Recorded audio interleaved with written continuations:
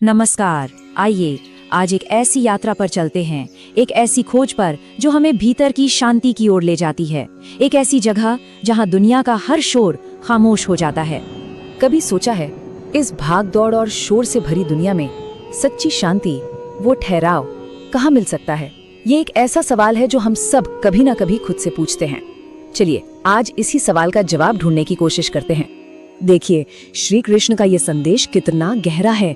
वो कहते हैं कि अपनी खुशी के लिए किसी दूसरे को दुख मत दो, क्योंकि सच्ची शांति का पहला कदम ही करुणा है।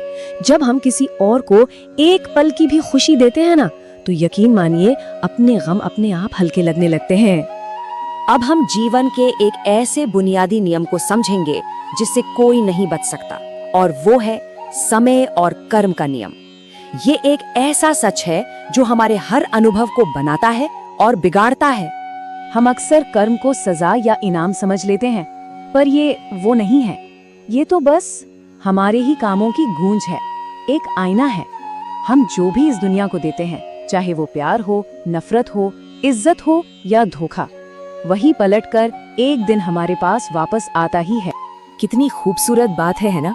एक माली रोज पौधे को पानी देता है, लेकिन फल तो अपने मौसम में ही आता है।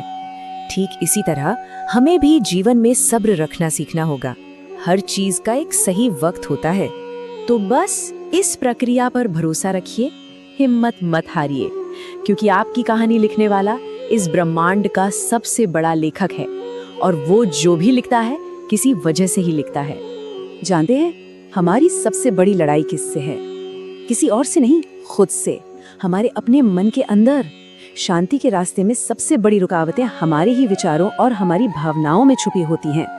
हमारा मन एक उपजाऊ जमीन की तरह है।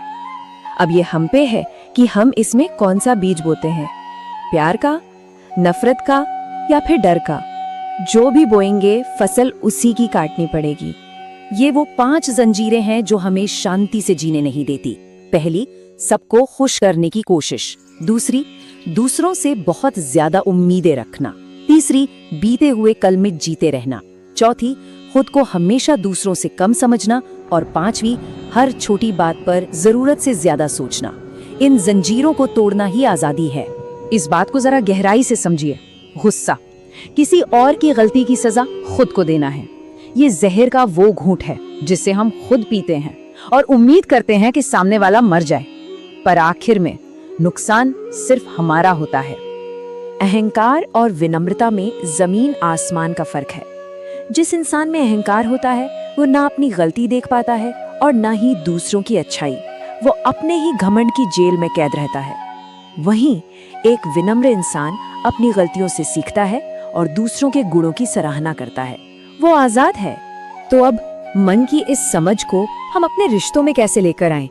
चलिए देखते हैं कि ये अंदरूनी ज्ञान हमारी बाहरी दुनिया को कैसे बदल सकता है। जब कोई हमारा भरोसा तोड़ता है तो बहुत दर्द होता है, लेकिन क्या हम इसे एक सबक की तरह देख सकते हैं? शायद हमें उनका शुक्रिया अदा करना चाहिए, क्योंकि वो हमें ये कीमती सबक सिखा जाते हैं कि अगली बार किसी पर भरोसा करने से पहले थोड़ा और सोचना है। मकान और घर, क्या फर्क है दोनों में? मकान तो बस 4 दीवारों से बनता है जिसे पैसे से खरीदा जा सकता है, लेकिन घर प्यार, समझ और अपनेपन से बनता है। मकान एक ढांचा है, पर घर एक एहसास है। ये एक कड़वा सच है कि कभी-कभी सबसे ज्यादा अपमान अपनों से ही मिलता है। अगर किसी रिश्ते में बार बार बेइज्जती हो तो वहां से चुपचाप दूर चले जाना ही आत्मसम्मान का सबसे बड़ा सबूत है। अपनी कीमत पहचानना बहुत जरूरी है। चलिए इस सफर में अब आगे बढ़ते हैं और समझते हैं कि असली दौलत, असली अमीरी क्या होती है। ये वो धन नहीं है जिसे गिना जा सके, बल्कि वो है जिसे महसूस किया जा सके। आत्मा का धन। दुनिया की नजर में अमीर वो है जिसके पास बहुत पैसा है, लेकिन सच्ची दौलत क्या है? ये तो अच्छे विचारों में है, एक दयालु दिल में है और नरम व्यवहार में है। यही वो संपत्ति है जो कभी खत्म नहीं होती। सोचिए, पूरी जिंदगी की कमाई का असली हिसाब बैंक बैलेंस से नहीं होता। असली हिसाब तो इस बात से होता है कि हमारी आखिरी यात्रा में हमारे साथ कितने लोग खड़े हैं। हम क्या कमा रहे हैं, दौलत या दिल? आपकी रफ्तार क्या है इससे कोई फर्क नहीं पड़ता। अगर उड़ नहीं सकते तो दौड़ो, अगर दौड़ नहीं सकते तो चलो, और अगर चल भी नहीं सकते तो रेंगो। पर कुछ भी हो जाए रुको मत, बस हमेशा आगे बढ़ते रहो। और आखिर में बस इतना याद रखिए, शांति कोई मंजिल नहीं, वो एक चुनाव है, एक फैसला। तो आज आप अपने मन के इस खूबसूरत बगीचे में कौन सा बीज बोना चाहेंगे? ये फैसला हर पल सिर्फ हम